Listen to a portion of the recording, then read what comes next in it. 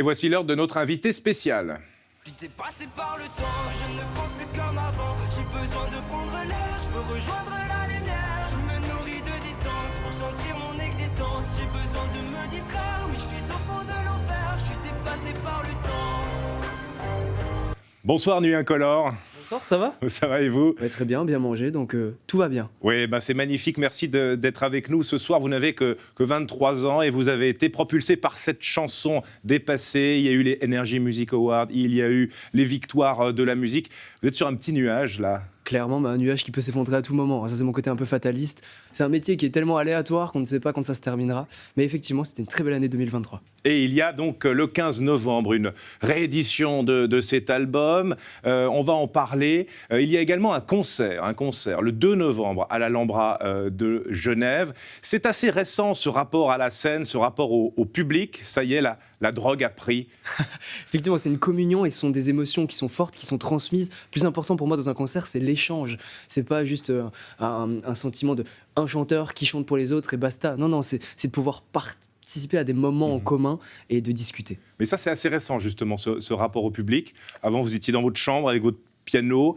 Ça vous plaît ? Exactement, oui, c'est vrai que étant un grand casanier, maintenant, de pouvoir m'ouvrir aux autres, c'était déjà un exercice, mais ça demande d'évoluer un peu mentalement pour ne pas être trop renfermé. Donc là, c'est que du plaisir. Oui, il a fallu un peu se déployer. Effectivement, mais après ça s'apprend pas sur YouTube, ça s'apprend comme ça avec l'expérience. Alors Nuit Incolore, car vous êtes un papillon de nuit en fait. Vous créez la nuit. Vous arrivez encore à créer la nuit ou maintenant les journées sont trop intenses ? Au contraire, ce qui est bien, c'est que comme les journées sont intenses, la nuit est mon seul temps de liberté. Donc je continue de composer et d'écrire et c'est l'endroit où il y a le moins de mails ou de WhatsApp sur le téléphone. Donc vous dormez plus du tout, quoi. C'est un peu ça. Je dors dans les trains ou quand on fait la tournée des concerts, c'est les trains.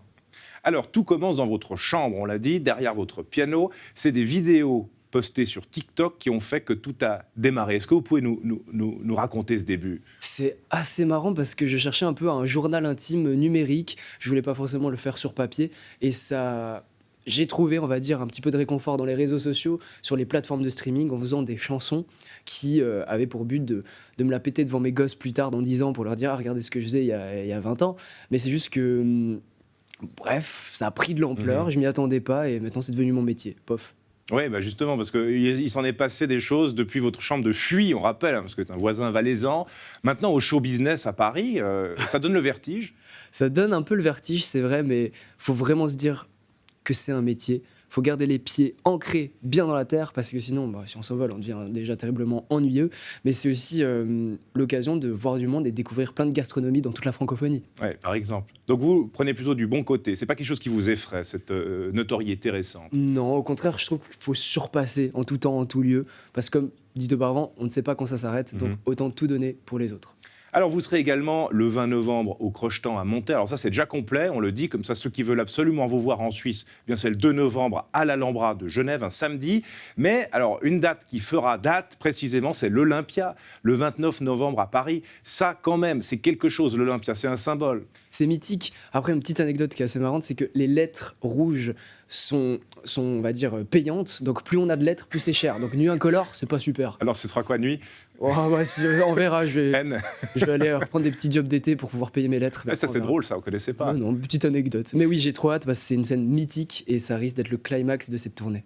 Le plaisir aussi de retrouver votre Suisse, votre patrie, j'ai envie de dire, avec la Foire du Valais à Martigny. C'était il y a quelques semaines, quelques jours. C'était un carton. Là, vous sentez vraiment la fierté des Suisses sur l'enfant du pays, en quelque sorte. C'était vraiment un bon moment. C'était la reprise, on va dire, des concerts. C'était le nouveau show. C'était la fin de tournée. Enfin, on est actuellement dans la fin de la tournée. Donc oui, la Foire du Valais, c'était vraiment un bon moment. J'ai pu montrer à mon équipe les joies de vivre de cette foire, les sodas, on va dire ça comme ça. Ouais. Et puis voilà, c'était les nectars. Les nectars. Vous n'êtes pas qu'une bête de scène, Nuit Incolore. Vous êtes un artiste total parce que vous chantez, vous composez, vous êtes le parolier. Vous faites tout. Vous avez une maîtrise totale sur votre œuvre. Ça, c'est important. Effectivement, je fais aussi la cuisine, c'est une autre passion, un autre exutoire. Mais effectivement, j'aime bien être 100%, on va dire, impliqué dans ce que je fais et d'être déjà totalement honnête avec ce que j'offre aux gens. On a aussi un webtoon qu'on va sortir prochainement, un webtoon qui est une bande dessinée numérique qui se lit sur les smartphones et c'est gratuit, donc totalement cool. Et en fait, je suis curieux de tout. Justement, on va voir la couverture de ce webtoon. Parlez-nous de ce web. Déjà, le mot, c'est pas forcément très clair pour tout le monde. Ça veut dire quoi, webtoon? Vraiment, bande dessinée sur téléphone. Voilà, il n'y a pas de translation vraiment littérale. C'est juste, comment dire, ouais, une autre façon de rendre ce projet nu incolore plus complet. Avec certes les musiques qui s'écoutent, mais aussi une bande dessinée qui se lit. Donc, et cette bande dessinée, c'est quoi? C'est votre histoire? C'est vous? Oui, on va partir. Alors, le plot, rapidement, c'est un peu un plot teenage où c'est Théo qui est un enfant adopté, qui est accompagné de son démon qui lui apporte du bien, du mal, et qui fait une académie de musique, donc avec de la fiction évidemment, parce que je crois que les démons n'existent pas, enfin je sais pas, peut-être, mais effectivement c'était important en tout cas de pouvoir conter un petit peu mon histoire en dessin. Et ça sort en parallèle de cette réédition de l'album, hein, La Loi du Papillon. La note noire, ça c'est la petite mise à jour. La note noire, c'est quoi cette note noire? Je voulais pas faire la Loi du Papillon version deluxe ou tout ça, ou version 2. La note noire, c'est le nom du webtoon. Donc comme les deux sont liés, c'était la meilleure façon d'utiliser plein de mots pour dire que c'est la réédition. Ce rapport à la musique, ce rapport à la composition, aux paroles, tout ça c'est quoi? C'est inné ou ça s'apprend? Vous avez baigné dedans? J'ai toujours eu une certaine avidité sur la littérature. Ça, c'est grâce au collège, grâce au lycée. Et depuis toujours, je me suis inspiré de tous les textes du monde en soi. Bon, je n'ai pas lu tous les textes du monde, évidemment. Mais je sais pas, c'est parce que ma maman adore le Scrabble aussi. Donc, à chaque fois que je faisais une faute d'orthographe, je me fais engueuler. Donc, évidemment, non, ça reste un peu de la droiture que j'ai appréciée et que je m'efforce de toujours faire dans mes textes. Vous êtes aussi l'ambassadeur d'une jeunesse qui réussit, qui s'émancipe, qui crée. C'est ça le message? En tout cas, alors déjà, ambassadeur, c'est un grand mot, mais je suis très content parce que déjà, la scène musicale suisse commence à percer dans les musiques actuelles. Et quelque chose qui auparavant était un peu plus cliché sur le yodel, sur la musique plus traditionnelle, j'ai envie de dire, qui est très bien quand même. Vous savez faire du yodel aussi? Yes. Et du coup, non, on va éviter. Peut-être un jour, je vous enverrai mon rib, on fera ça comme ça. Non, bref, vous m'avez perdu, c'est génial. Non, mais l'ambassadeur de cette jeunesse qui crée, qui s'émancipe. Non, c'est beau parce que maintenant, il y a de plus en plus de graines d'artistes qui commencent à percer. Et la scène musicale suisse commence à tout envahir. Et je trouve ça trop bien. Il y a des rencontres aussi. On va parler d'une rencontre. C'est celle avec Loïc Notet, qui est aussi un jeune artiste comme vous. Et vous avez signé ensemble un single qui est sorti récemment. On écoute un extrait. Sous les étoiles, je me sens si mal.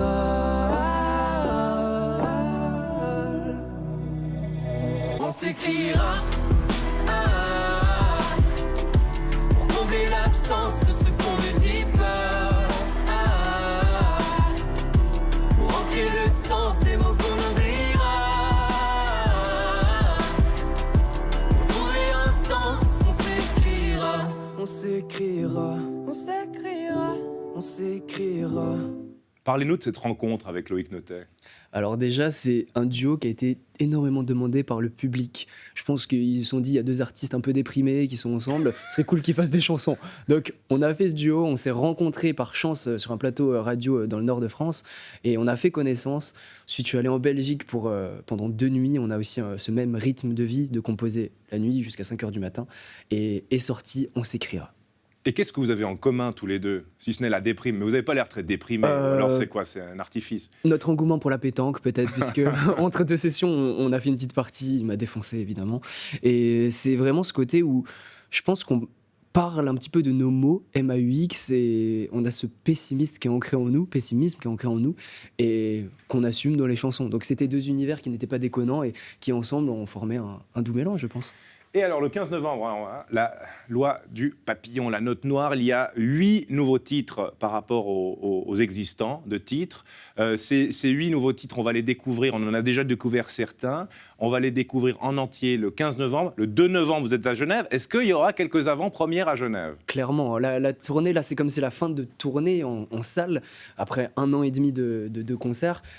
On chante les nouveaux morceaux, donc si vous voulez les écouter avant la réédition, venez. On les aura. Merci beaucoup, Nuit Incolore. Théo Marclay, votre vrai nom. Merci d'avoir été avec nous et on rappelle donc ce concert le 2 novembre à l'Alhambra de Genève. Et puis alors le 15 novembre, la sortie de La Loi du Papillon, la note noire, avec le webtoon. Merci beaucoup pour l'invitation et à bientôt.